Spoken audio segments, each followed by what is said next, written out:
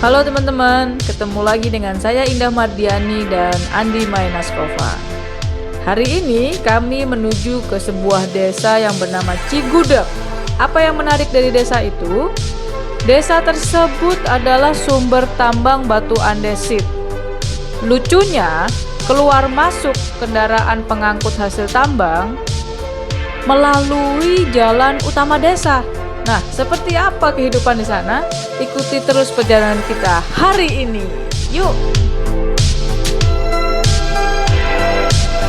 Kita barusan aja nyampe di Kecamatan Cigudeg. Benar ya? Kita sudah di Cigudeg ya? Cigudeg, teman-teman. Nah, arahnya ini belum sampai lokasi, teman-teman.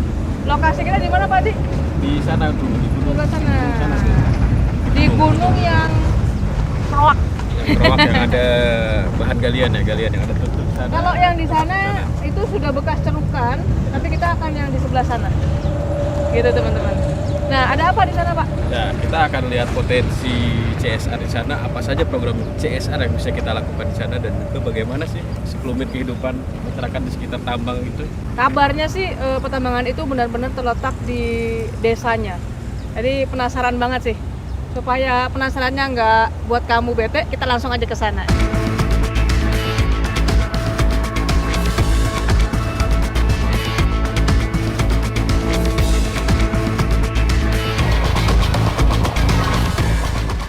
Kita sudah sampai di desa yang dimaksud dan kita sudah sampai pada titik penambangan itu. Saya takjub banget pas sudah sampai di sini, teman-teman. Jalanannya itu cenderung rusak karena apa? Banyak truk lewat ya. Iya, truk Itu truk dengan muatan-muatan yang bertonton sih mungkin sih ya. Iya. Sehingga jalan otomatis rusak berat. Pasir, gitu. ada batu muatan. Gunung di belakang saya ini. Ini keren loh gunung ini. Kontras sekali. Yang sebelah sini hijau dan indah. Iya. Benar ya, Pak Andi ya? Benar, Tapi apa yang terjadi di sebelah sana? Gunungnya seperti kue dibelah. Saya nggak berani bicara apa-apa nih teman-teman. Tapi teman-teman bisa mengambil kesimpulan sendiri sebenarnya apa yang sedang terjadi di sana.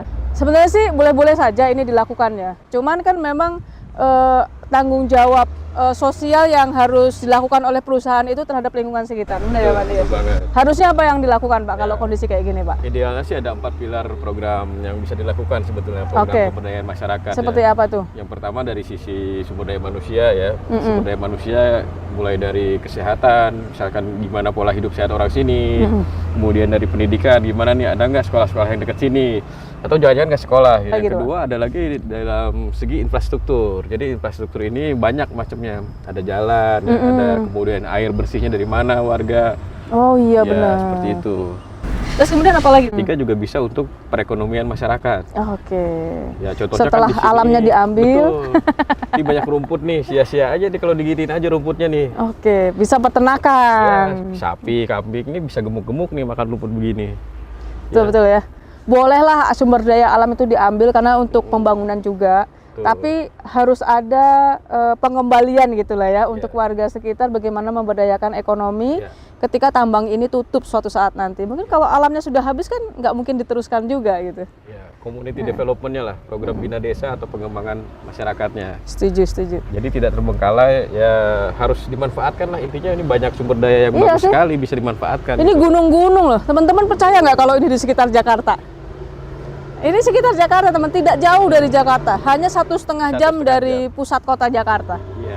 Tapi masih ada kondisi yang luar biasa seperti di belakang saya ini. Kemudian yang terakhir? Yang terakhir mungkin itu sifatnya charity ya, Oh, charity. charity. Jadi charity itu seperti yang saya bahas berbeda dengan CSR. Tapi kita juga perlu charity, tapi charity ini porsinya lebih kecil dibanding yang tadi yang 3 pilar tadi saya sebutkan. Teman-teman, ini perlu concern kita semua, kesadaran pengusaha bahwa kalau kita membuat sebuah mengeksplorasi alam gitu ya, kita pun harus bertanggung jawab pada lingkungannya. Betul. Ya itu pesan aja sih, pesan sponsor.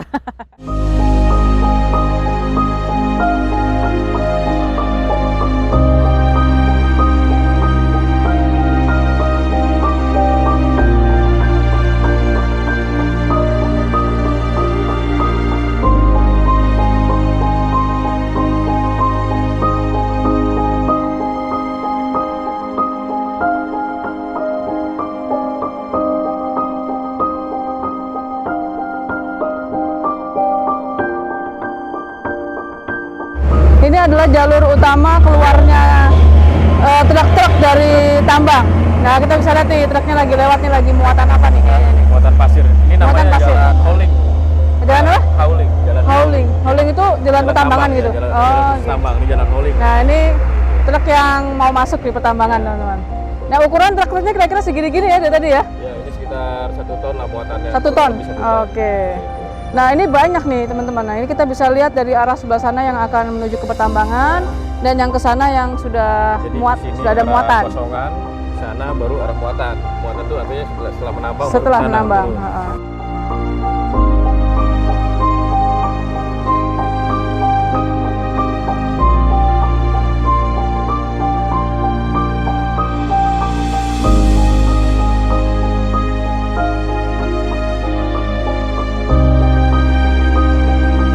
Kita dalam perjalanan sebetulnya dari tadi tambang. Nah, di tengah perjalanan ternyata Kecamatan Cigudeg ini kaya sekali.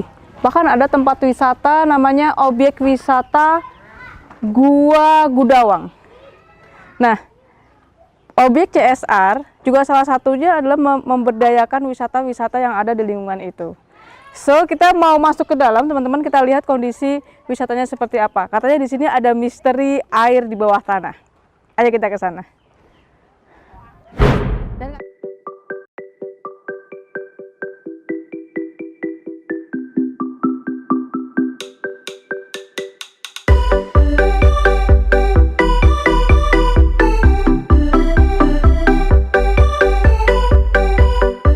Ternyata Kecamatan Cigudeg kaya banget ya. Kaya banget. Nah, sementara di sini banyak tambang, banyak perusahaan yang mengambil sumber daya alam. Jadi ternyata ada tempat wisata. Ini kalau dimaksimalkan akan jadi penghasilan bagi warga setempat, betul, ya. Betul. Sangat Kita kaya sekali. ke dalam mesti Boleh, lihat. yuk kita lihat-lihat. Kita ke dalam yuk.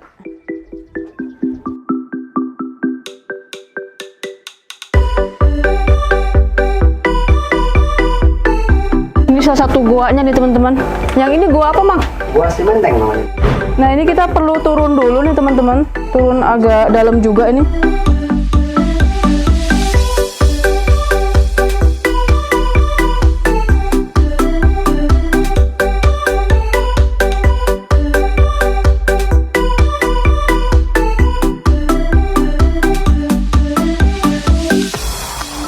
Teman-teman, ini gelap banget. Saya teruskan perjalanan tidak ya? Ini masih dalam lagi 100 meter ke dalam.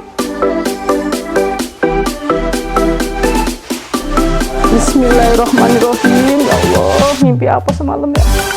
Aku ditinggal lagi.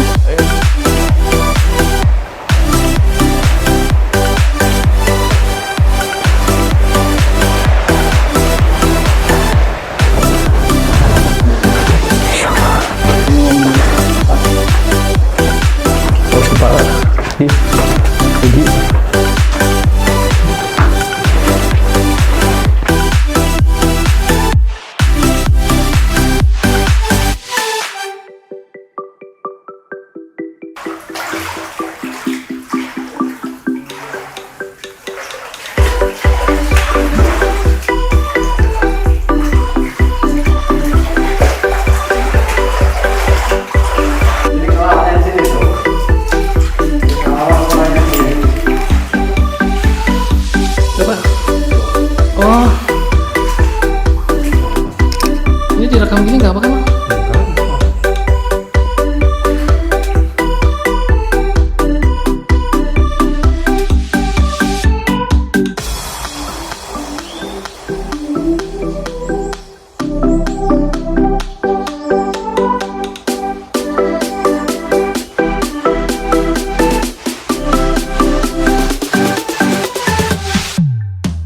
Ini kita baru aja keluar dari Gua Simenteng, cukup dalam tadi 100 meteran, tapi kita nggak nyampe ujung karena udah kekurangan oksigen. Makin ke dalam makin habis oksigennya. Sekarang setelah Gua Simenteng, di depan sana ini ada Gua Sipahang.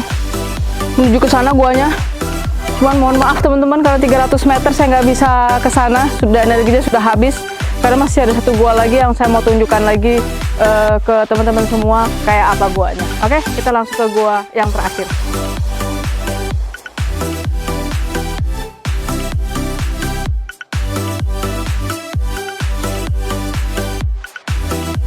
Oke teman-teman, ketemu lagi sama saya. Sekarang saya udah sampai di gua yang terakhir nih teman-teman. Jadi ini guanya, gua yang terpendek, namanya Gua Sipahang. Di belakang saya ini mulut guanya. Jaraknya cuma 30 meter. Nah tadi konon ceritanya kata si Emang yang tadi di depan, dulu digunakan sebagai tempat-tempat bertapa gua-gua ini teman-teman. Mulai dari zamannya dulu kerajaan Prabu Siliwangi, dan juga ada beberapa orang yang menggunakan gua ini sebagai tempat bertapa. Nah seperti itu. Ini katanya cuma 30 meter guanya. Assalamualaikum, bismillahirrahmanirrahim. Nah kita bisa lihat itu ada stalagmit. Ini terbentuk secara alamiah teman-teman.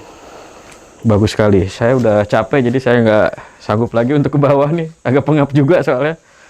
Tapi ini indah banget ya pemandangannya. Jadi selain kekayaan alamnya, di sini juga punya potensi CSR untuk pariwisata, teman-teman. Selain di sini ada pariwisata gua, di sini juga bisa perkembangbiakan untuk tanaman anggrek seperti ini, teman-teman. Ini anggrek hutan. Kalau dijual di kota harganya bisa mahal nih. Sementara kita bisa lihat di sini anggrek hutan tumbuh dengan subur. Kita lihat di sini. Nah, seperti ini anggreknya tumbuh di mana-mana liar. Jadi sangat berpotensi sekali untuk meningkatkan perekonomian masyarakat kalau kita bisa mengembangbiakan tanaman hias ini. Seperti ini. Tuh. Banyak sekali ini sampai besar ya di sini ya. Seperti ini teman-teman. Oke. Banyak juga di bawah-bawah sini.